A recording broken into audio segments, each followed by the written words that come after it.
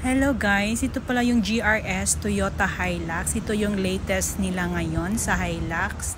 Ito ay 2024 of course. At ang kulay nito guys ay two-tone, white sa body part at black sa roof.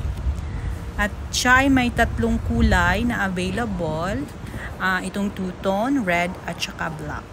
Ayan.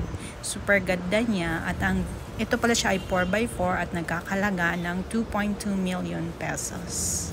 Ayan. Super ganda talaga basta bago pa guys. At yun yung mga parts niya. Diba?